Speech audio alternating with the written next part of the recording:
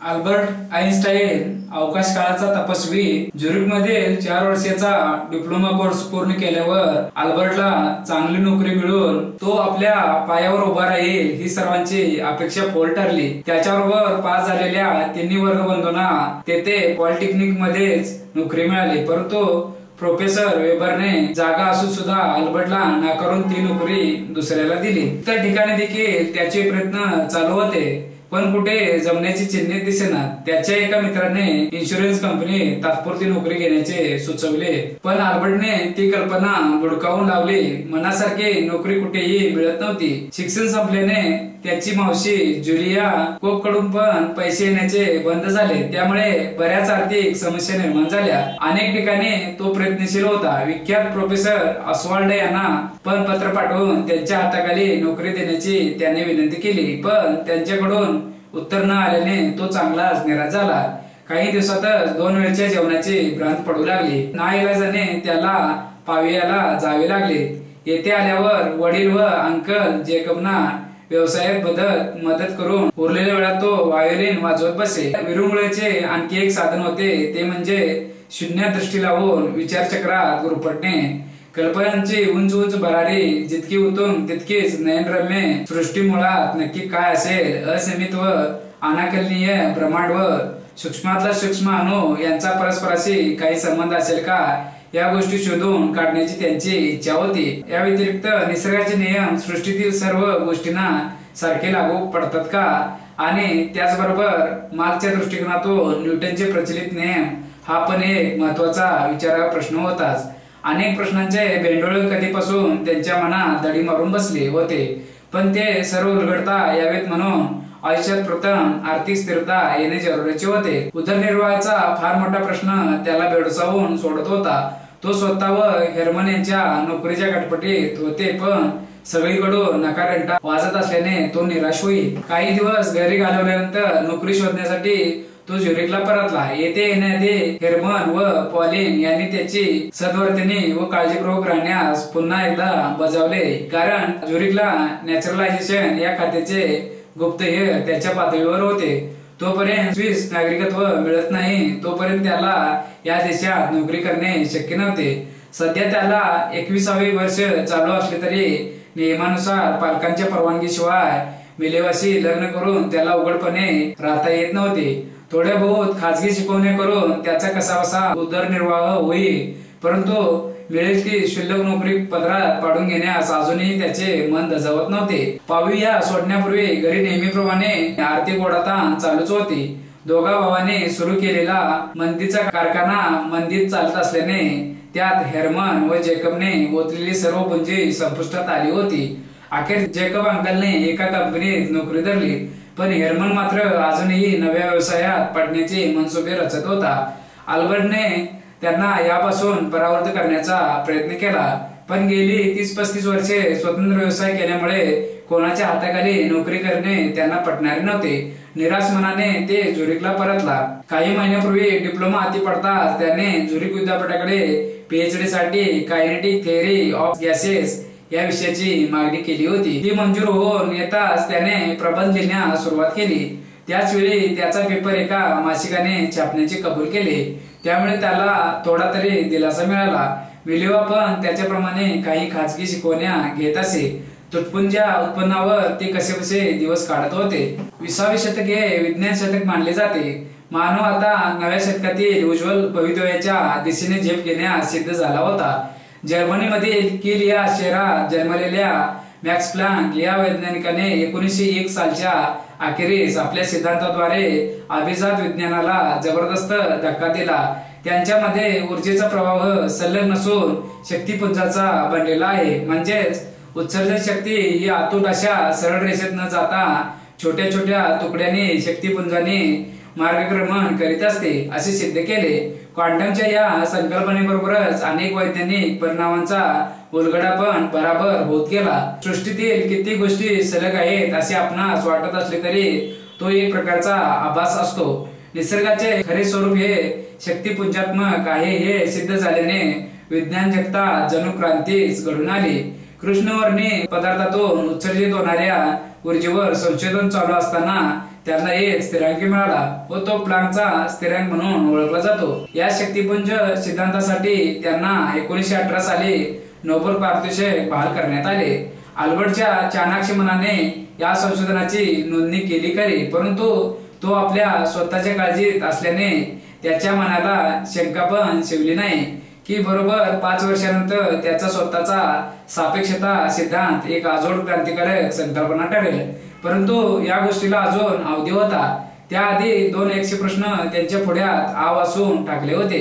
प्रथम स्विस नागरिकत्व आणि नंतर उपजीविकेचे साधन नोकरी हे दोन्ही प्रश्न सोडवण्यासाठी त्यांचे पराकाष्ठेचे प्रयत्न चालू होते। या देशात येऊन 5 वर्षे लोटली तरी त्याला आजपर्यंत स्विस नागरिकत्व मिळाले नव्हते व त्या अनुषंगाने नोकरी पण नाशिकप्राय बाब होऊन बसली होती। येथे विद्यार्थी दशेत आल्यापासून त्याने दरमहा 20 स्विस फ्रँक शिल्लकीत टाकून काही रक्कम यासाठी राखून ठेवली होती। आता त्याने नागरिकत्वासाठी परत आज अर्ज करण्याचे ठरवले। मागच्या वेळी अर्जासोबत भरलेले 800 स्विस फ्रँक त्याने भरलेले असले तरी ते त्याला शिक्षणासाठी पाठवण्यात येणाऱ्या पैशाच्या बचतीमधून काढलेले होते।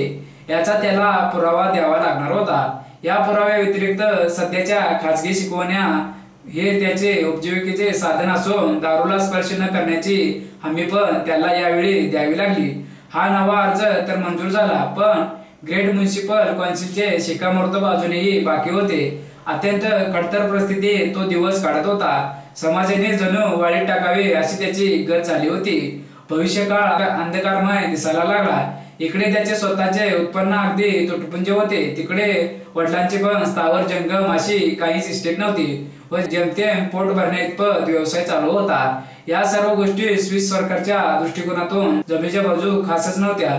त्यांच्या आर्थिक दुर्बलतेमुळे अल्बर्टला स्विस नागरिकत्व देणे सरकारला परवडण्यासारखे नव्हते। तरी पण मुलाखतीला बोलवले असता तेथे मात्र त्याने बाजी मारली। प्रश्नोत्तराच्या संदर्भात त्याबद्दल उत्सुकता वाटणे स्वाभाविक होते। मिलेवाचे हे गर्भारपण मात्र अगदी नको त्यावेळी आले आहे असे त्याला दोघांनाही वाटे। अल्बर्ट आइन्स्टाईन पुंज भौतिकीचा दरवाजा एकदा किलकिला झाल्यानंतर त्यात अफाट संशोधन सुरू झाले। हायझेनबर्ग या जर्मन संशोधकाने मूलकणातील अतिशय महत्वाचे असे अनिश्चिततेचे तत्व मांडले। मूलकणाच्या कोणत्याही 2 अवस्थापैकी एका वेळी एकच अवस्था आपल्याला कळते असे ते तत्व आहे। उदाहरणार्थ हे कण नेहमी गतिमान असतात, पण एकाच वेळी एकतर त्यांची गती किंवा ठिकाण यापैकी एकच गोष्ट आपल्याला कळू शकते असे ते साधे सोपे तत्व। पण पुंज भौतिकीमध्ये त्याला असाधारण महत्व आहे, कारण एका छोट्या मूलकणाचे जरी सध्याचे ठिकाण आणि गती समजली तर त्या गतीवरून व सध्याच्या ठिकाणावरून त्याचे पुढचे ठिकाण आपल्याला ठरवता येईल। आणि तसे झाले तर त्याच पद्धतीने संपूर्ण विश्वाची पुढची अवस्था भाकीत करता येऊ शकेल असा या तत्वामागचा गर्भित अर्थ आहे। तसेच अवस्था जोवर आपल्याला कळत नाही तोवर तिथे दोन्ही अवस्था अस्तित्वात असतात असाही अर्थ त्यात दडलेला आहे। म्हणजे या साध्या तत्वामागे बरेच कांगोरे आहेत। विचार केल्यास लक्षात येईल की ते अजूनही बरेच काही सांगून जाते।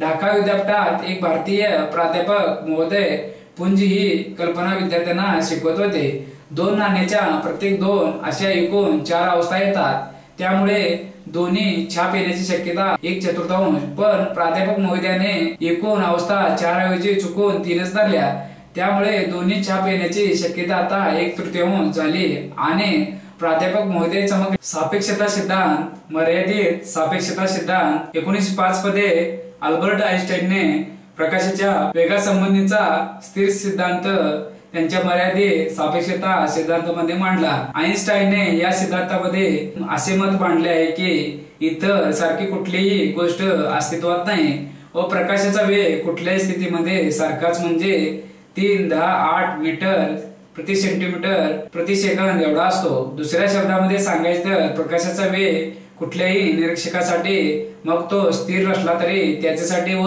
प्रकाशाच्या स्तोत्रासाठी सारखाच असतो। प्रकाशाचा वेग हा प्रकाशाने किती अंतर पार केले याला भागिले त्याला यासाठी एकूण किती वेळ लागला या समीकरणाने केले जाते।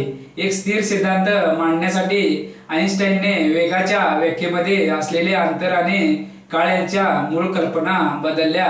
त्यांनी असे सांगितले की अंतर आणि काळ यांच्यामध्ये आपणास असे गृहीत धरले पाहिजे की कोणतीही गोष्ट प्रकाशाच्या वेगापेक्षा जलद जाऊ शकत नाही।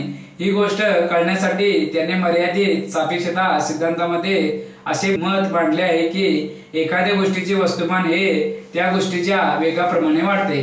जेव्हा एखादी गोष्ट प्रकाशाच्या वेगाने प्रवास करीत असेल तेव्हा तिचे वस्तुमान अनंत होते। म्हणजेच प्रचंड वेगाने प्रवास करण्यासाठी प्रचंड शक्तीची गरज असते। आतापर्यंत अतिसूक्ष्म भौतिकशास्त्राच्या प्रयोगामध्ये वेगाप्रमाणे बदलणारे वस्तुमान खूप वेळा पडताळले आहे। प्रकाशाचे कण यांना वस्तुमान नसल्याने ते प्रकाशाच्या वेगाने प्रवास करतात। मर्यादित सापेक्षता सिद्धांतानुसार ज्या गोष्टीपासून मुक्तिवेग हा प्रकाशाच्या वेगा एवढा अथवा त्यापेक्षा जास्त आहे अशी गोष्ट काल्पनिकच असू शकते, कारण प्रकाशाचा वेग हा कोणत्याही गोष्टीपेक्षा जास्त असल्याने अशा काल्पनिक गोष्टीपासून जिच्यापासून मुक्तिवेग प्रकाशापेक्षा जास्त आहे त्यामधून कुठलीही गोष्ट अथवा प्रारण पडणार नाही, त्याद्वारे त्या गोष्टीचे अस्तित्व बाहेरच्या जगास कळेल। म्हणूनच अशी काल्पनिक गोष्ट आपल्या विश्वामध्ये नसू शकते जिच्यावर घडणारी कुठलीच गोष्ट आपणास दिसू शकत नाही अथवा कोणत्याही प्रयोगाद्वारे सिद्ध करता येत नाही। व्यापक सापेक्षता सिद्धांतामध्ये सुरुवातीला असे मानले गेले की गुरुत्वीय बल अशी कुठलीच गोष्ट अस्तित्वात नाही। त्यानंतर अल्बर्ट आइन्स्टाईनला गुरुत्वीय बल या गोष्टीला व्यापक सापेक्षता सिद्धांताचा पुनर्विचार करून त्यामध्ये समाविष्ट करण्यासाठी 12 वर्षे लागली। व्यापक सापेक्षता सिद्धांतामध्ये अशा गोष्टीचा विस्तृत अभ्यास केला जिच्यापासून मुक्तिवेग हा प्रकाशाच्या वेगापेक्षा जास्त आहे। व्यापक सापेक्षता सिद्धांताच्या मते वस्तुमान आकाश आणि काळ यांना वाकवते आणि त्यामुळे तयार झालेला भाग त्या गोष्टीच्या गतीमध्ये बदल घडवते। प्रचंड वस्तुमान असलेल्या गोष्टीचे इतर गोष्टीवरील गुरुत्वीय बलाऐवजी आइन्स्टाईनने आकाश आणि काळ यांना वक्र करणाऱ्या गुरुत्वासंबंधी माहिती दिली आहे, जी एखाद्या गतिशील गोष्टीच्या गतीवर परिणाम करते। आइन्स्टाईनच्या व्यापक सापेक्षता सिद्धांतामध्ये कार्ल श्वार्झवाल्ड याने प्रकाशाच्या वेगापेक्षा मुक्तिवेग जास्त असलेल्या गोलाकार गोष्टीच्या जवळचे आकाश आणि काळ यांच्यासाठी एक विशिष्ट समीकरण सुचवले। हे विशिष्ट समीकरण त्या काल्पनिक गोष्टीभोवती असलेले गोलाकार कुंपण, ज्यालाच घटनास्थितीज असे म्हणण्यात याचे चित्र स्पष्ट करते। हे कुंपण असे त्रिज्येच्या ठिकाणी असते जिथे मुक्तिवेग हा प्रकाशाच्या वेगा एवढा असतो। या त्रिज्येलाच श्वार्झवाल्डची त्रिज्या असे म्हणतात। महास्फोट आणि कृष्णविवरासारख्या स्थिती मात्रतापाशी मोठे आणि सूक्ष्म जग एकत्र येते, त्यामुळे बहुतांशी वेळा ही जगते परस्पर भिन्न आणि कधी न भेटणारी भासली तरी या स्थिती मात्रता दोन जगांना एकमेकाशी जोडतात। म्हणूनच या स्थिती मात्रांची दारे उघडता आली की सापेक्षवादाच्या पुढील जगतामध्ये प्रवेश करणे साध्य होईल। या दारापाशी सापेक्षतावाद थांबला तरी खरे पदार्थ विज्ञान मात्र दारापाशी संपत नाही, ते पुढेही असते असायला हवे। या दारामधून पुढे जायचे असेल तर आपल्याला आपल्या काळ आणि अवकाशाबद्दलची संकल्पनाचा पुनर्विचार करून त्या नव्याने घडवण्याची गरज आहे। आपल्याला आपला काळ आणि अवकाशाबद्दलच्या संकल्पनाचा पुनर्विचार करूनही त्या नव्याने घडवण्याची गरज आहे। गेल्या दशकभरात या क्षेत्राच्या नव्या घडणीमध्ये पेन स्टेट मधील institute of gravitational physics and geometry च्या वैज्ञानिकांनी भरीव कामगिरी केली आहे। ऐतिहासिक कारणासाठी त्यांच्या या घडणीला लूप क्वांटम ग्रॅव्हिटी असे नाव मिळाले आहे। सापेक्षतावादामध्ये कालावकाशाचे अखंडत्व गृहीत धरले जाते, तर नवीन घडणीमध्ये असे मानले जाते की सापेक्षतावाद हे संपूर्ण सत्य नसून सत्याच्या जवळ जाणारे केवळ एक ग्रहितक आहे। नवीन घडणीनुसार सापेक्षतावादाचे ग्रहितक हे प्लँकच्या श्रेणीपाशी मोडून पडेल। प्लँकची श्रेणी म्हणजे असे अंतर जे न्यूटनला गुरुत्व स्थिरांक, पुंजवादातील प्लँकचा स्थिरांक आणि प्रकाशाचा वेग यांचा वापर करून काढता येते। प्लँक श्रेणी अगदी सूक्ष्म अंतरे विचारात घेते। प्रोटॉनच्या त्रिज्येच्या सुमारे 20 घाताने लहान असलेल्या अंतराचा या श्रेणीमध्ये समावेश होतो। पृथ्वीवरील सर्वात सक्षम भारित कण त्वरणाकामध्ये सुद्धा एवढ्या सूक्ष्म अंतराचा विचार करण्याची गरज पडत नाही। त्यामुळे जिथे कालावकाशाचे अखंडत्व लागू होते आणि सापेक्षवादही लागू होतो, इतर काही परिस्थितीमध्ये मात्र हे अखंडत्व लागू करता येत नाही। उदाहरणार्थ महास्फोटाच्या आधीच्या बिंदूपाशी आणि कृष्णविवरापाशी हे अखंडत्व पाडलेले असते। त्यामुळे अशा ठिकाणी पुंजवादातील कालावकाश वापरावे लागतात, म्हणजेच लूप क्वांटम ग्रॅव्हिटी तिथे लागू होते। पुंज कालावकाश म्हणजे काय? उदाहरणार्थ तुम्ही वाचत असलेला हा कागदच घ्या। हा कागद अगदी अखंड भासतो, मात्र आपल्याला माहित आहे की हा कागद अणूंचा बनलेला आहे। त्यामध्ये अणूंची विशिष्ट अशी बांधणी आहे आणि अगदी इलेक्ट्रॉन सूक्ष्मदर्शक वापरला तरच ती दिसू शकते। आइन्स्टाईनने आपल्याला शिकवले की भूमिती ही केवळ एक संकल्पना नाही, तर तिला पदार्थाबरोबरच भौतिक अस्तित्व आहे। त्यामुळे या भूमितीमध्ये अणूंची एक ठराविक बांधणी असायला हवी। या बांधणीचा अभ्यास करण्यासाठी Penn State institute of gravitation physics and geometry या संस्थेमध्ये तसेच जगभरातील इतर वैज्ञानिकांनी सापेक्षतावाद आणि पुंजवाद एकत्र आणला आणि त्यातून पुंज भूमितीची निर्मिती झाली। ही पुंज भूमिती पुंज कालावकाशाचे विश्लेषण व स्पष्टीकरण करते। कृष्णविवरांच्या ठिकाणी कालावकाश इतके ताणले जाते की ते पाडतेच। पुंज भौतिकी हा एक अत्यंत नेमका असा सिद्धांत आहे।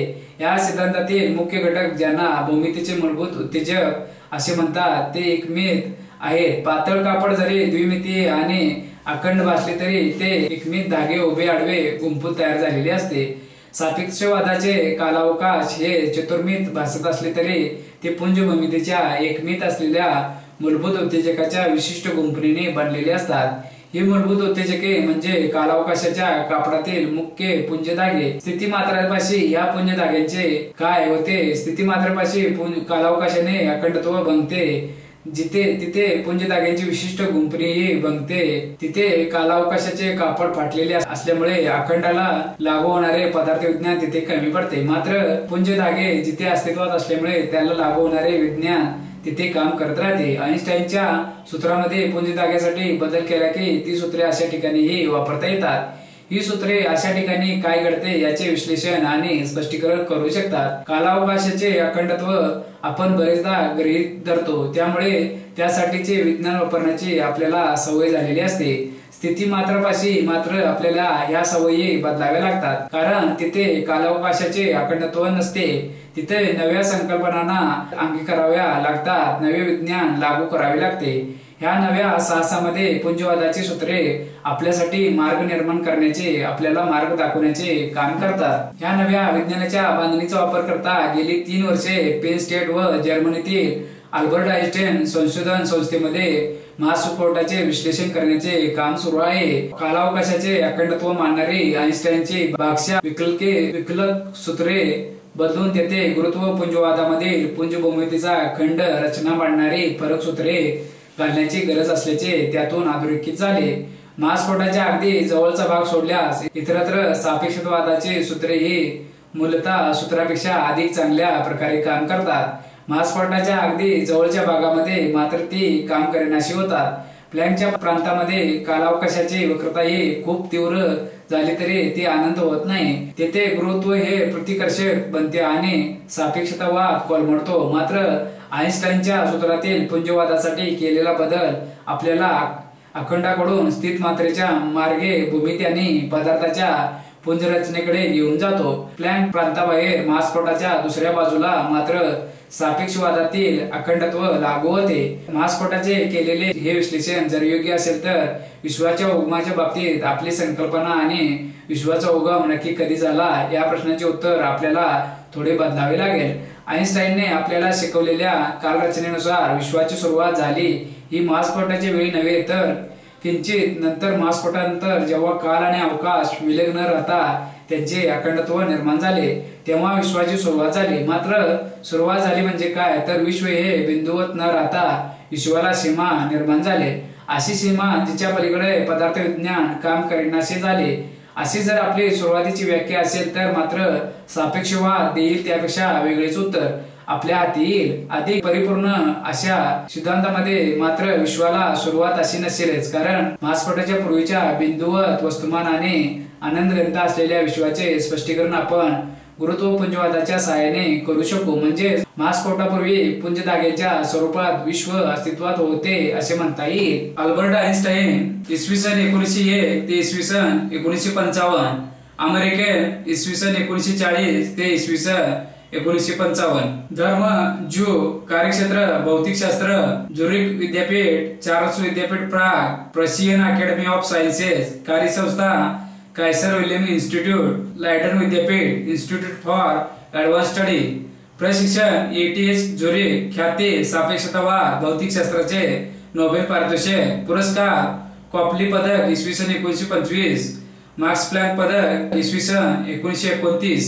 Albert Einstein March 14 IS 1879, April 18 IS 1955. हे एक सैद्धांतिक भौतिकशास्त्रज्ञ होते आणि सार्वकालीन सर्वश्रेष्ठ वैज्ञानिकांपैकी एक म्हणून ते गणले जातात. सापेक्षतावादाचा सिद्धांत, विशेष सिद्धांत, सामान्य सिद्धांत, प्रकाशीय विद्युत परिणाम, पुंज भौतिकी, विश्वशास्त्र, विश्वरचनाशास्त्र वगैरे क्षेत्रामध्ये त्यांनी विशेष योगदान दिले आहे. त्यापैकी प्रकाशीय विद्युत परिणाम या सिद्धांतासाठी आणि त्यांच्या सैद्धांतिक भौतिकशास्त्राच्या सेवेसाठी IS 1921 साली त्यांना नोबेल पुरस्कार देऊन सन्मानित केले गेले.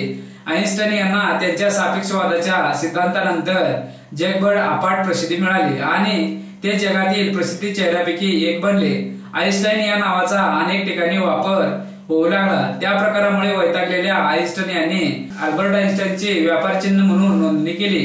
एका शास्त्रज्ञाला त्यांची इतकी प्रसिद्धी असणे आणि त्यामुळे होणारे परिणाम याचा अनुभव नसावा.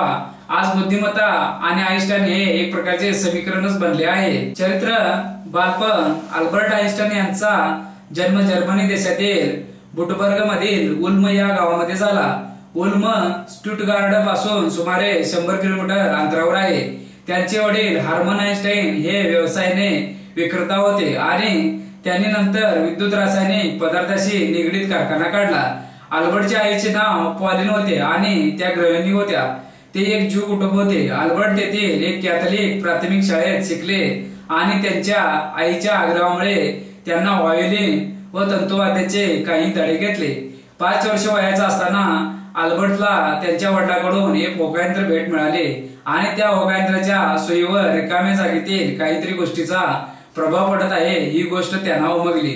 नंतरच्या आयुष्यात अल्बर्ट त्या अनुभवाचा उल्लेख त्याच्या आयुष्यातील सर्वात महत्वाच्या अनुभूतीमधील एक सांगत असे. शाळेतील दिवस. अल्बर्ट यांना शाळेतील दिवसात धीम्या गतीने शिकणारा समजण्यास येत असे. कदाचित या मागील कारण आरोग्यविषयक बाबींशी निगडीत असावे, परंतु सापेक्षवादाच्या सिद्धांताचे काही श्रेय त्यांनी त्यांच्या धीम्या गतीने शिकण्याला दिले, कारण इतरांच्या तुलनेत काळ आणि अवकाश हे उशिराने शिकल्यामुळे ते एक प्रकारचे प्रगत पद्धतीने विचार करू लागले. दंतकथा. अल्बर्टच्या धीम्या गतीने शिकण्याला एक दंतकथा जोडली गेली. अल्बर्ट हे गणित विषय गच्चे होते आणि त्या विषयात वारंवार नापास झाल्याने त्यांच्या शिक्षकाने त्यांना त्या कारणास्तव शाळेबाहेर काढले. पुढे जेव्हा सापेक्षवादाच्या सिद्धांतानंतर त्या शिक्षकाने त्यांचे प्रामाणिक मत व्यक्त केले की अल्बर्ट सारखा मुलगा असा शोध लावेल हे तेव्हा स्वप्नातही वाटले नाही आणि आताही ते खरे वाटत नाही. परंतु त्यामागील खरे कारण असे आहे की त्या वर्षी श्रेणी बदलाच्या नव्या नियमामुळे थोडा गोंधळ उडाला होता. त्यामुळे या दंतकथेचा जन्म झाला असावा. जर्मनीतून स्थलांतर. IS 1933 साली आइन्स्टाईनने अडॉल्फ हिटलर यांच्या नेतृत्वाखाली वाढत्या नाझी शक्तीचा प्रभाव लक्षात घेऊन जर्मनीतून अमेरिकेत हलायचे ठरवले. अल्बर्ट आइन्स्टाईन यांचा सापेक्षता सिद्धांत. त्यांच्या मनात आलेल्या या नव्या सिद्धांताचा आइन्स्टाईन पाठपुरावा करू लागले. त्यांच्या मते हा सिद्धांत अवकाश व काळ यावर परिणाम करणारा नव्हता. ऊर्जा व वस्तुमान यांना अंकुचन गुणक लागू करताना काही बदल करावे लागले असते. प्रवाशांना अवकाशातील वेग जसा वाढत जातो त्यानुसार वस्तुमान व ऊर्जा अंकुचित न होता वाढत जाते. ही वाढ अंकुचन गुणकाच्या व्यस्तकाप्रमाणे होत राहील. पदार्थ जेव्हा स्थिर स्थितीत असतो तेव्हा वस्तुमान व ऊर्जा यात फरक पडणार नाही, परंतु चलित अवस्थेत वस्तुमान व ऊर्जा यांच्यात वाढ होत राहील. जितका वेग जास्त तितकी जास्त ऊर्जा. जर वस्तुमानाचा वेग v प्रकाशाच्या वेगाच्या c अगदी जवळ पोहोचल्यास काय होईल? c वर्ग c वर्ग बरोबर अवकाशातील प्रकाशाचा वेग प्रकाश एवढे असल्यास अवकाश काळ आणि संपूर्ण विश्व शून्यवत होईल. त्याच वेळी अवकाश यात्रेच्या वस्तुमानात व ऊर्जेत प्रचंड प्रमाणात वाढ होत होत कदाचित अनंतत्वापर्यंत पोहोचेल. आइन्स्टाईनला हे सर्व काही तरी विचित्र गूढ आकलनाच्या पलीकडचे व कल्पनेच्या बाहेर आहे असे वाटू लागले. तो स्वतःच्याच या विचारसागणीच्या विषयी घाबरला. हा सिद्धांत बरोबर ठरल्या जगातील कुठली वस्तू प्रकाश वेगाने जाऊ शकणार नाही हे मात्र निश्चित. याची त्याला खात्री झाली. वयाच्या 16व्या वर्षापासून विचार करत असलेल्या या 25तील तरुणाला अजूनही अंधारात चाचपडावे लागत होते. हाती काही लागत होते, परंतु प्रश्न डोक्यातून जात नव्हता. विद्युत चुंबकीय तरंगाच्या अंतरंगात आपण कधीच डोकावून पाहू शकणार नाही हा विचार त्याला अस्वस्थ करू लागला. त्यामुळे आपल्या सिद्धांताविषयी तो समाधान नव्हता. परंतु काही महिन्यातच त्याला या सर्व प्रश्नांची उत्तरे सापडू लागली. मुळात वस्तुमान व ऊर्जा या गोष्टी वेगवेगळ्या आहेत हे गृहीत चुकीचे होते. विज्ञानाला वस्तुमान व ऊर्जा अविनाशी आहेत याची कल्पना होती. हे दोन्ही अक्षयतेच्या नियमाला बांधले होते व त्यांचे अंकुजन व प्रसरण एकाच प्रकारे होत असते हेही त्यांना माहित होते. यावरून वस्तुमान व ऊर्जा हे परस्पर पूरक व परिवर्तनीय आहेत हे एका निसटत्या क्षणी त्यांच्या ध्यानात आले. एकच व्यक्ती जसे कपडे बदलतो, एकदा पार्टीचे कपडे, एकदा क्रीडांगणावरील कपडे, त्याचप्रमाणे वस्तुमान व ऊर्जा एकमेकाची जागा घेऊ शकतात. त्यांना वेगवेगळे समजण्याचे कारण नाही. वस्तुमान व ऊर्जा यांची तुलना अलीकडे शोध लागलेल्या चुंबकत्व व विद्युत प्रमाणे आहेत किंवा अमेरिकन डॉलर्स व ब्रिटिश पाऊंडासारखे आहेत. दिसायला या नोटा वेगवेगळ्या वाटत असले तरी विनिमय दरासाठीची ती साधनं आहेत व दोन्हींचा उपयोग खरेदी विक्रीसाठी होतो असे ढोबळ मानाने म्हणता येईल. जरी हा विचार थोडासा अस्पष्ट व धूसर वाटत असला तरी यात कुठल्याही प्रकारचा अंदाजाचा अंश नव्हता. याचाच विचार करत असताना वस्तुमान व ऊर्जा यांच्यातील विनिमय दर काय असेल याचा विचारात तो बुडून गेला. त्यासाठी पुन्हा एकदा विद्युत चुंबकीय तरंगावर स्वार होऊन काल्पनिक अंतरिक्ष प्रवासाला निघाला. त्यांच्या मते तो बसलेल्या गाडीच्या वस्तुमानातील वाढ वा घट हे सर्वस्वी गाडीचा वेग जास्त होतो की कमी होतो यावर अवलंबून असणारा एम हे गाडीचे वस्तुमान व व्ही त्याचा वेग असल्यास वस्तुमान कमी होण्याचे प्रमाण. गणिती भाषेत हे जरी योग्य असले तरी व्यावहारिक पातळीवर त्याचे वस्तुमान या प्रमाणात कमी होणार. उदाहरणार्थ 1 लिटर दूध पाव लिटर कमी होणे म्हणजे 1000 मिलीलिटर भागिले 1250 मिलीलिटर एवढे असेल. त्याचप्रमाणे वस्तुमानातील घट हे समीकरण लिहून काढत असताना त्यांना शाळेत शिकलेल्या गतिज ऊर्जेच्या समीकरणाची आठवण झाली. गतिज ऊर्जा बरोबर E बरोबर 1/2 इंटू mv स्क्वेअर. यावरून वस्तुमानातील घट ही गतिज ऊर्जा भागिले c वर्ग एवढी असेल. म्हणजेच ऊर्जा बरोबर mc स्क्वेअर हे समीकरण तयार होईल. निसर्ग, वस्तुमान आणि ऊर्जा यांच्या दैनंदिन व्यवहारासाठी हा विनिमय दर वापरत असेल याची आईन्स्टाईनला खात्री पटली. वस्तुमान व ऊर्जा यांच्यातील परस्पर संबंधाचे सूत्र इतके सोपे, साधे व सरळ असल्याचा त्याला फार आनंद झाला. तत्वज्ञानाच्या जडबांबाळ कल्पनेतून विश्वाला बाहेर काढण्याचे समाधान मिळाले. वस्तुमान व ऊर्जा यांच्यात अदलाबदल होऊ शकत असल्यामुळे विज्ञानाला अक्षयतेविषयी 2 समीकरणांची गरज भासणार नाही. सैद्धांतिकरित्या वस्तुमान नष्ट करून ऊर्जेत बदल करू शकतो, त्याचप्रमाणे ऊर्जेला नष्ट करून वस्तुमानात रूपांतरित करू शकतो. त्यामुळे विश्वातील ऊर्जा व वस्तुमान यांची बेरीज कधीच बदलणार नाही.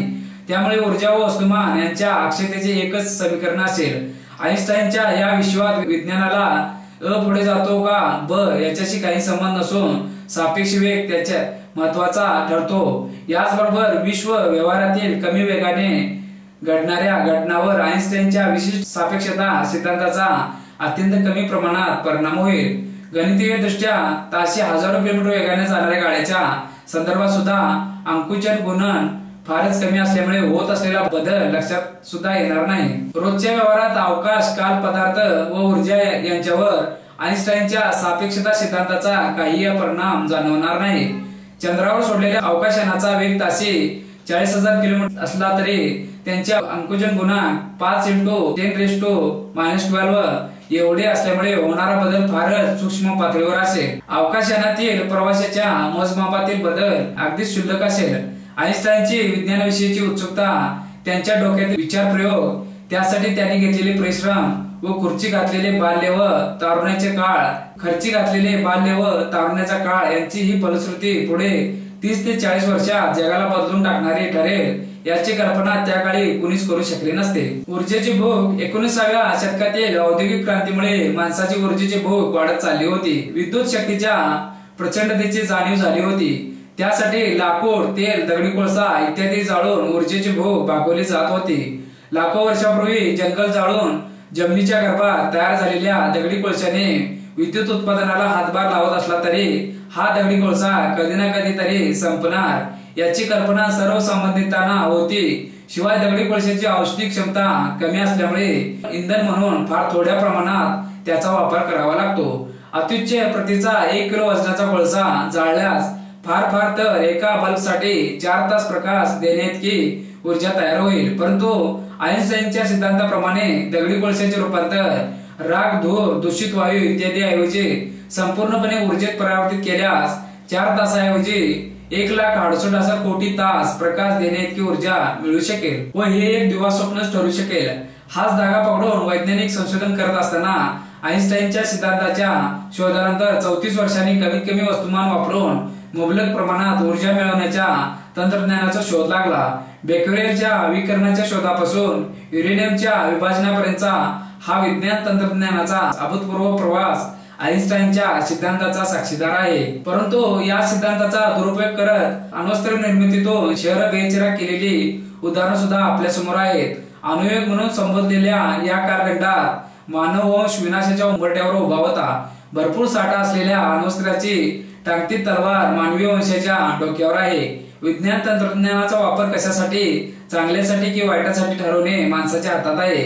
हेच या कालखंडाने अधोरेखित केले।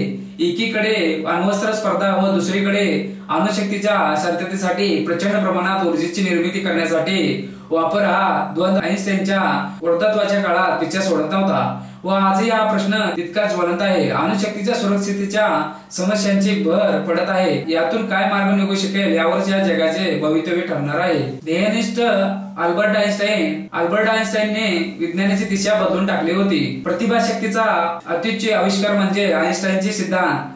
आपल्याच मौजमस्तीत जीवन व्यतीत करणाऱ्या या दिगंत कीर्तीच्या महर्षीने एकदा एका संस्थेकडून मिळालेल्या मानधनाचा $1500 चेक घाईघाईने ते वाचत असलेल्या पुस्तकात खून म्हणून ठेवला होता। नंतर ते पुस्तक कुणाला तरी वाचायला म्हणून दिलं होतं। आतल्या त्या चेकसह एकदा त्यांना एक पेपर क्लिप हवी होती। त्यांनीच लिहिलेल्या निबंधाचे छोटे छोटे कागद एकत्र लावण्यासाठी, पण पेपर क्लिप काही सापडेना। शेवटी बऱ्याच शोधानंतर एक क्लिप सापडली, पण ती जराशी वाकडी होती। पण ती क्लिप सरळ करायचे प्रयत्न सुरू झाले। मध्येच कधीतरी त्यांच्या मित्राला पेपर क्लिपचे एक बॉक्स सापडले। त्यांनी त्यातली एक नवी कोरी क्लिप काढून दिली। ती घेऊन आइन्स्टाईन तिच्याच मदतीने मगाचीच वाकडी पिन सरळ करू लागले। ते पाहून तो मित्र चाटत पडला। तो म्हणाला, अरे आता कशासाठी ही वाकडी पिन सरळ करतोय? आहेत ना बॉक्स भरून नव्या कोऱ्या पिना? त्यावेळी या जगप्रसिद्ध शास्त्रज्ञाने दिलेले उत्तर त्याला नररत्नाच्या रांगेत नेऊन बसवणारे आहे। आइन्स्टाईन म्हणाले, एकदा का मी एखाद्या ध्येयाच्या मागे लागलो की त्या ध्येयापासून मला साक्षात परमेश्वरही विचलित करू शकणार नाही। शेवटी त्यांनी ती वाकडी क्लिप सरळ करून तीच वापरली। मुद्दा क्लिपचा नाही, मुद्दा आहे जिद्दीचा, ध्येयनिष्ठेचा। अशी ध्येयनिष्ठा माणसेच जग बदलू शकतात। भौतिक शास्त्रात क्रांती घडवून आणणाऱ्या बुद्धिमान शास्त्रज्ञ अल्बर्ट आइन्स्टाईन यांचा मेंदू आयपॅडवर ऍप्लिकेशन म्हणून $9.99 ला डाउनलोड करता येऊ शकतो। हे विशेष ऍप्लिकेशन नुकतं सुरू करण्यात आलंय। आइन्स्टाईनच्या मेंदूच्या मोठ्या प्रतिमेला आधीच्या तुलनेत अधिक सोपं करण्याचं शास्त्रज्ञांनी ठरवलं आहे। इंडिपेंडेंट आयई या वेबसाईटवर दिलेल्या माहितीनुसार 1955 मध्ये आइन्स्टाईनच्या मृत्यूनंतर त्यांच्या मेंदूचे काप केले गेले होते। हे काप सुमारे 350 नाजूक आणि बहुमूल्य स्लाइडच्या फंडिंग शिकागोमध्ये विकसित केले जात आहे।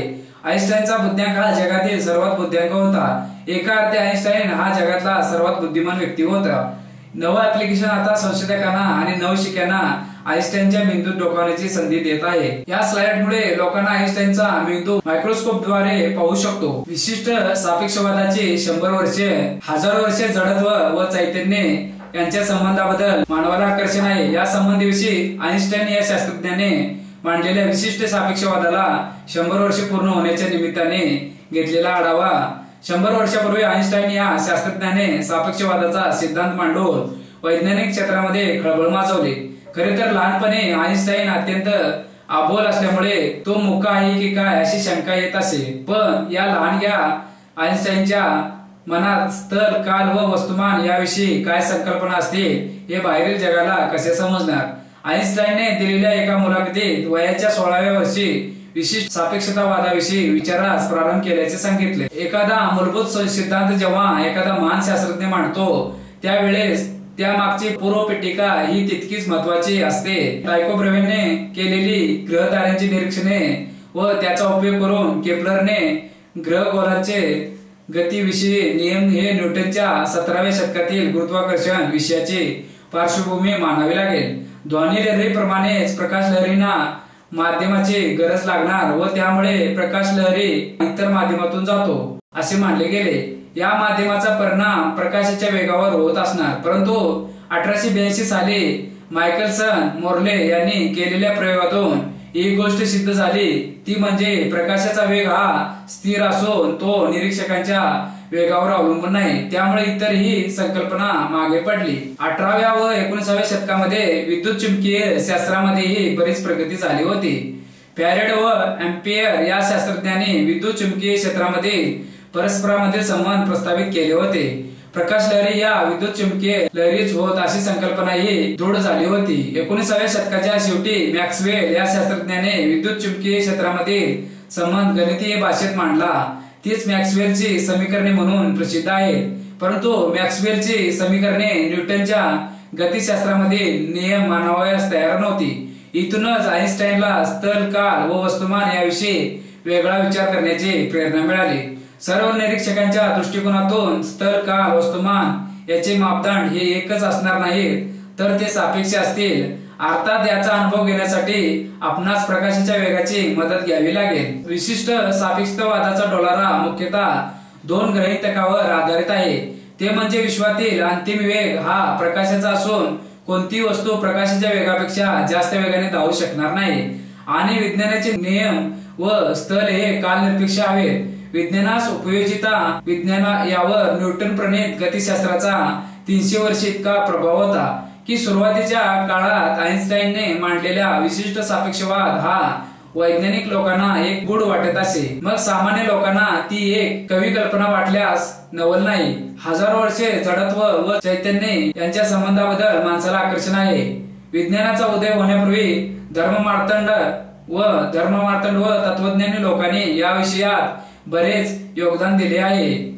या संबंधीविषयीचे बरेच वादविवाद झाले आहेत। 20व्या शतकात विशिष्ट सापेक्षतावादाने जगाला दिलेली देणगी म्हणजे ऊर्जा व वस्तुमान यामधील अनन्य संबंध। ती समीकरणे प्रसिद्ध आहेत। स्थल व काल यांचा अनन्य संबंधी विशिष्ट सापेक्षतावादामध्ये प्रस्थापित झाल्यामुळे चतुर्मिती व विश्वाची संकल्पना मांडली गेली। प्रत्यक्ष दिसणारे विश्व म्हणजे असंख्य घटनांचा समुदाय असे मानल्यास एखादी घटना विश्वात कोट्याने केव्हा घडते हे समजणे महत्वाचे आहे। विशिष्ट सापेक्षतावादाचा मूलभूत पाया प्रकाशाचा वेग असल्यामुळे खगोलशास्त्र, भौतिकी व अवकाश तंत्रज्ञान क्षेत्रामध्ये या विषयाला अनन्यसाधारण महत्व प्राप्त झाले आहे। या क्षेत्रामध्ये तारे व ग्रहांमधील अंतरही प्रकाश वर्षात मोजतात। तारे का प्रकाशतात याचे गूढ माणसाला बरेच वर्ष पडलेले आहे। विशिष्ट सापेक्षवादानेही हे गूढ उकलण्यास मदत केली आहे। प्रकाशाच्या वेगापेक्षाही अधिक वेगाने धावणारे मूलभूत कण ही या विश्वात अस्तित्वात असावेत काय या विषयावरही गेल्या 100 वर्षात बरेच संशोधन झाले आहे। भारतीय संशोधन प्राध्यापक सुदर्शन यांनी या विषयात योगदान दिले आहे। अर्थात अशा संशोधनाला अजून प्रायोगिक तत्वावर मान्यता मिळालेली नाही। निसर्ग आपले गूढ लवकर उकलत नाही। भविष्यात तंत्रज्ञानामध्ये होणाऱ्या प्रचंड प्रगतीमुळे प्रकाशाच्या वेगापेक्षा अधिक वेगाने धावणारे कण अस्तित्वात असल्याचे सिद्ध झाले, तरी विशिष्ट सापेक्षवादाचा सिद्धांत हा कालबाह्य ठरणार नाही, तर तो नवीन संशोधनाचा एक भाग असेल। विशिष्ट सापेक्षवादालाही काही मर्यादा आहेत। विशिष्ट सापेक्षवादातून जुळ्यांचा भास निर्माण झाला। विशिष्ट सापेक्षवादामध्ये निरीक्षकाकडून कुठलेही बळ अथवा प्रेरणा असता कामा नये, परंतु अशी स्थिती विश्वात असणार नाही। गुरुत्वाकर्षण ही सर्वव्यापी प्रेरणा आहे। विशिष्ट सापेक्षवादामधूनच पुढे 10 वर्षांनी म्हणजेच 1915 साली आइन्स्टाईनने सामान्य सापेक्षतावाद सिद्धांत जगापुढे मांडला। सामान्य सापेक्षवादाच्या सहाय्याने विज्ञानाच्या विविध शाखांमध्ये तसेच खगोल व भौतिक शास्त्रामध्ये संशोधन करणाऱ्या राष्ट्रीय व आंतरराष्ट्रीय स्तरावर फार मोठा वर्ग आहे। विशेषतः भारतामध्ये सापेक्षवादामध्ये संशोधनाला गती देण्याचे काम ज्यांनी केले त्यामध्ये डॉक्टर जयेंद्र नारळीकर यांचे वडील रँगलर विष्णुपंत नारळीकर, गुजरात विद्यापीठाचे माजी कुलगुरू PC वैद्य कलकत्त्याचे प्रेसिडेंट कॉलेजचे माजी प्राध्यापक चौधरी यांचा वाटा मोठा आहे। सापेक्षतावाद अत्यंत सोप्या भाषेमध्ये सांगायचं झालं तर अ आणि ब व्यक्तींचे वय सुरुवातीला सारखे मानू। प्रवासाच्या गतीच्या रिलेटिव्ह गतीने जर अ व्यक्तीने प्रवास केला आणि ब व्यक्ती स्थिर आहे तर अ च्या प्रवासानंतर हे जाणवते की ब चे वय अ च्या वयापेक्षा जास्त आहे। अ ने वेळ वाचवला आहे, म्हणजेच प्रकाशाच्या गतीने गेल्यास वेळ वाचतो आणि म्हणूनच म्हणतात की प्रकाशाच्या गतीने तुम्ही प्रवास केला तर तुम्ही भविष्यात जाऊ शकाल। सापेक्षता हा सिद्धांत ह्यापेक्षा जास्त सांगतो। समजा अ आणि ब जुळे भाऊ आहे, दोघांचे शारीरिक गुणधर्म सारखे आहेत, ते दोघे सारखेच विचार करतात। आपण वेळेचे एक वैचारिक युनिट बनवूया। समजा अ ला मनात एक चित्र काढण्यासाठी एक चित्र एवढा वेळ लागतो, ते चित्र मनात काढण्यासाठी ब ला सुद्धा एक चित्र एवढा वेळ लागतो। हे युनिट वैचारिक आहे व त्यामुळे कुठल्याही ग्रहावर किंवा कुठल्याही वातावरणात याच्यावर परिणाम होणार नाही। आता या दोघांची कोडे सोडवण्याची क्षमता सारखीच आहे, म्हणजे त्यांना एक कोडे विचारले असता ते दोघे डोळे बंद करतात आणि बरोबर 1000 चित्र एवढा वेळ झाला की त्यांनी ते कोडे सोडवलेले असते आणि ते डोळे उघडतात। अ आणि ब हे दोघे आता पृथ्वीवर आहेत। अ ला अंतरिक्ष प्रवासासाठी यानाने पाठवले आहे, ब हा पृथ्वीवरच थांबणार आहे। अ चे यान प्रकाशाच्या वेळेच्या रिलेटिव्ह गतीने जाते। अ चे यान सुरू होणार आहे आणि त्याला व ब ला ते कोडे विचारतो। कोडे ऐकल्यावर दोघे डोळे बंद करतात। अ चे यान सुरू होते। अ चे जेव्हा इथे कोडे सोडवून संपते तेव्हा ते यान पृथ्वीवर परत येणार आहे। आता प्रश्न असा आहे की जेव्हा अ पृथ्वीवर परत येतो आणि डोळे उघडतो तेव्हा ब ने ते कोडे काही वर्षापूर्वी सोडवले आहे काय, म्हणजे ब ची प्रगती फास्ट होते का? हे कसे शक्य आहे जर अ आणि ब ला 1000 चित्र एवढा वेळ लागतो? सापेक्षतावादाचा विशेष सिद्धांत 30 जून 1905 रोजी प्रसिद्ध भौतिक शास्त्रज्ञ अल्बर्ट आइन्स्टाईन यांनी लावला। त्या सिद्धांतामध्ये त्यांनी दाखवून दिले की सर आयझॅक न्यूटन यांनी सांगितलेल्या गतीच्या नियमानुसार विद्युत चुंबकीय लहरीची वागणूक स्पष्ट करता येत नाही आणि विशिष्ट परिस्थितीमध्ये सिद्धांत कोलमडून पडतो। या परिस्थितीचे विश्लेषण, स्पष्टीकरण आणि अनुमान आइन्स्टाईन यांनी सापेक्षवादाच्या विशेष सिद्धांतात केले। त्यानंतर काही वर्षांनंतर त्यांनी या सिद्धांतामध्ये गुरुत्वाकर्षण बलाचा समावेश करून सापेक्षवादाचा सामान्य सिद्धांत सांगितला। त्यामुळे केवळ सापेक्षतावादाचा सिद्धांत असे म्हणणे बरोबर नाही, तर सापेक्षवादाचा सामान्य सिद्धांत किंवा सापेक्षवादाचा विशेष सिद्धांत अधिक योग्य आहे। या दोन्ही सिद्धांतानुसार चुंबकीय लहरीचा वेग सापेक्ष परिस्थितीमध्ये नेहमी स्थिर असतो आणि निरीक्षकाच्या वेगावर आणि स्थळावर अवलंबून असतो। थोडक्यात संदर्भाची निरपेक्ष चौकट ही निरीक्षकांकडे न राहता सापेक्षतेच्या सिद्धांतानुसार प्रकाशाच्या निर्वात भागातील वेग ती निरपेक्ष चौकट बनला। पुंज यामिके भौतिकीमध्ये कण व प्रारण यामध्ये परस्पर क्रियेला विशेष महत्व आहे। कोणत्याही एका कणाच्या गतिकीय स्थितीचे वर्णन त्याचे द्रव्यमान, वेग व स्थान या राशींचा उपयोग करून केले जाते। रूढ भौतिकीप्रमाणे कणाचे वर्तमान व भविष्यकाळातील गती न्यूटन यांच्या नियमांचा वापर करून मिळवता येते। प्रारण हे तरंगाच्या स्वरूपात प्रसारित होते। तरंग लांबी, कंपनता व प्रसारण वेग या राशीच्या सहाय्याने प्रारणाचे वर्णन केले जाते। प्रकाशासारख्या विद्युत चुंबकीय प्रारणाचे विवेचन मॅक्सवेल यांनी प्रथम सूत्रबद्ध केलेल्या 8 अवकल समीकरणाच्या सहाय्याने करता येते। H.A. लॉरेन्ट्झ यांनी दाखवल्याप्रमाणे इलेक्ट्रॉन सारख्या विद्युत भार असलेल्या कणाच्या आंदोलनामुळे विद्युत चुंबकीय तरंग अथवा प्रारण उत्सर्जित केले जाते। याउलट प्रारण पदार्थावर पडले असता त्यापैकी काही ऊर्जेचे शोषण होते। इलेक्ट्रॉन सारख्या द्रव्य कणावर विद्युत अथवा चुंबकीय क्षेत्रे लावले असता त्यांच्या गतीत होणाऱ्या बदलाचे न्यूटन यांच्या रुळलेल्या गती नियमानुसार स्पष्टीकरण करता येईल। आधुनिक काळात प्रारण व कण यांच्या परस्पर क्रियेविषयी असे काही आविष्कार सापडले की त्यांचे विशेषीकरण न्यूटन व मॅक्सवेल लॉरेन्झ यांच्या रूढ मीमांसेप्रमाणे करणे शक्य नव्हते। कृष्ण पदार्थात हारात्मक आंदोलन असतात आणि ते आकाशात प्रारण उत्सर्जित करतात व त्यावर पडणाऱ्या सर्व प्रारणांचे शोषण करतात। आंदोलकांची ऊर्जा NhV एवढी असू शकते व हा आंदोलक ऊर्जेचे उत्सर्जन Hv या पुंजाच्या पटीतच करू शकतो, असे मॅक्स प्लँक यांनी दाखवले। प्रकाश विद्युत परिणामात धातूमध्ये इलेक्ट्रॉन बरोबर जेव्हा प्रकाश प्रक्रिया करतो तेव्हा अल्बर्ट आइन्स्टाईन यांच्या मीमांसेनुसार तो इलेक्ट्रॉन दानास Hv एवढी ऊर्जा एकाच क्षणी पुरवू शकतो। यावरून साधारण तरंगाप्रमाणे प्रकाशामधील ऊर्जा अवकाशात पसरत जात नसून ते एकत्रित स्वरूपात राहते असे सिद्ध होते। क्वांटम परिणामामध्ये प्रकाश व इलेक्ट्रॉन यामध्ये परस्पर आघात होतो त्यावेळी प्रकाश hv ऊर्जा व hv/c समय असणाऱ्या कणाप्रमाणे वागतो असे आढळले. निल्स बोर यांच्या मीमांसेप्रमाणे हायड्रोजन अणूमधील इलेक्ट्रॉन काही ठराविक ऊर्जेचा स्वीकार करू शकतो. अशा प्रकारे ऊर्जा स्वीकारून उत्तेजित झालेला इलेक्ट्रॉन परत आपल्या नीच ऊर्जा पातळीवर येतो तेव्हा तो मिळालेली ऊर्जा प्रारणाच्या स्वरूपात उत्सर्जित करतो. E1 - E2 बरोबर hv या समीकरणाने या प्रारणाची कमतरता मिळते. बोर यांनी प्लँक-आइन्स्टाईन अटीचा उपयोग केला व त्याविषयी इलेक्ट्रॉनच्या कोनी संयुगाचे पुंजीकरण केले. या सर्व अटी अथवा निर्बंध रूढगणितीय रीतीवर लादले गेले होते. रूढी गणन आणि या अटी यामधील सैद्धांतिक संबंध स्पष्ट होत नव्हता आणि हे निर्बंध काय येतात याचे स्पष्टीकरण मिळत नव्हते. बोर यांच्या मीमांसेमुळे सैद्धांतिक विवेचनात आश्चर्यकारक प्रगती झाली. याबद्दल शंका नसली तरी ती मध्ये काही उणिवा होत्या हे तितके स्पष्ट होते. उदाहरणार्थ या मीमांसेप्रमाणे वर्णपट रेषांची तीव्रता, त्यांची सूक्ष्म रचना, अद्वितीय रेणूंची परिभ्रमणी वर्णपट या विशदीकरण समाधानकारकपणे करता येत नव्हते. ज्या प्रणालीमध्ये अनेक कण आहेत ज्यांच्या रचनेचे जैव सैद्धांतिक विश्लेषण करण्याकरता बोर पद्धती उपयोगी पडत नाही असे आढळते. यानंतर थोड्याच काळात ली व्हिक्तॉर द ब्रॉग्ली यांनी असे दाखवले की प्रत्येक गतिमान इलेक्ट्रॉन अथवा ध्रुव्याबरोबर तरंगलांबी तरंग निगडीत असतात. या तरंगामुळे इलेक्ट्रॉन व अणूसारख्या द्रव्य कणांचे प्रकाश तरंगाप्रमाणे विवर्तन हा आविष्कार मिळू शकतो. CJ डेव्हिसन व LH गर्मर यांनी 1927 मध्ये हा आविष्कार प्रयोगशाळेत इलेक्ट्रॉन करता सिद्ध केला.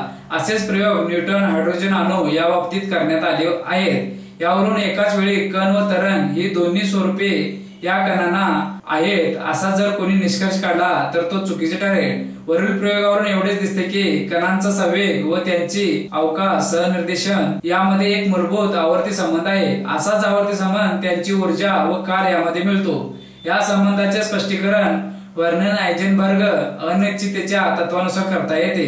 रूढ भौतिकीप्रमाणे कोणत्याही एका कणाच्या गती स्थितीविषयी पूर्ण ज्ञान होण्याकरता लागणाऱ्या राशी या सर्व एकाच वेळी अचूकतेने मोजता येणे शक्य आहे असे समजले जाते. उदाहरणार्थ कणाचे स्थान व त्यांचा वेग या राशी एकाच वेळी मोजण्यात काही अडचण नाही असे मानले होते. या दोन राशींच्या कोणत्याही एका क्षणी मिळालेल्या मूल्यावरून कणाची काही काळानंतर काय स्थिती होईल हे न्यूटन यांचे नियम वापरून निश्चितपणे वर्तवणे शक्य आहे असा समज होता. हायझेनबर्ग यांच्या तत्वाप्रमाणे कोणत्याही एका राशीचे मापन करण्याच्या क्रियेमुळे त्याच्या दुसऱ्या राशीच्या मापनाच्या अचूकतेवर परिणाम होतो. या तत्वाप्रमाणे जर एखाद्या कणाचे स्थान निश्चित करण्याचे स्थान सहनिर्देश Q यामध्ये ट्रायंगल Q एवढी त्रुटी असेल त्याच्या समय मापनात येणारी त्रुटी ट्रायंगल P असेल. यामध्ये खालील संबंध असतो. अशाच प्रकारचा परस्पर संबंध कणांच्या इतर निरीक्षण राहतो असे दाखवता येते. वरील तत्वाचे असे स्पष्टीकरण करता येते की कोणत्याही कणाचे अथवा प्रणालीचे निरीक्षण करायचे असल्यास त्याच्या गती स्थितीत विक्षोभ निर्माण करावा लागतोच आणि त्यामुळे प्रत्येक निरीक्षण क्रियेमुळे त्यांच्या मूळ स्थितीत निश्चितपणे बदल होतो. निरीक्षण कण जर सूक्ष्म असेल तर अशा रीतीने होणाऱ्या बदलाचे प्रमाण अर्थातच जास्त होते. यामुळे द ब्रॉग्ली तरंगामुळे मिळणारे परिणाम अणु व इलेक्ट्रॉन यांसारख्या सूक्ष्म कणांच्या बाबतीतच महत्वाचे ठरतात. हेच विवेचन निराळ्या शब्दात सांगायचे असल्यास असे म्हणता येईल की रूढ भौतिकीप्रमाणे अनेक कणांचे एकाच वेळी निरीक्षण करून मिळणारी माहिती ज्याप्रमाणे सांख्यिकीय स्वरूपाची असते त्याचप्रमाणे आधुनिक पुंजयामिकेनुसार एका कणाबद्दलची माहिती सुद्धा निश्चित स्वरूपाची नसून ती सांख्यिकीय स्वरूपाची असते. अन्वी हे आकारमानाचे सर्व कण सतत इतस्ता अशी हालचाल करतात असे समजण्यात जागा आहे. यामुळे कोणत्याही एका 7 कालखंडात असा कण कोणत्या स्थानी असेल असे निश्चितपणे सांगता येत नाही. कणाचे या पुंजीय हालचालीविषयी कोणत्याही प्रकारचे अनुमान करता येत नाही. पुंजयामिकेचा उपयोग करून पुरेसा मोठा कालखंड घेतला असता कणांचे सरासरी स्थान काय असू शकेल याविषयी मात्र अंदाज बांधता येतो.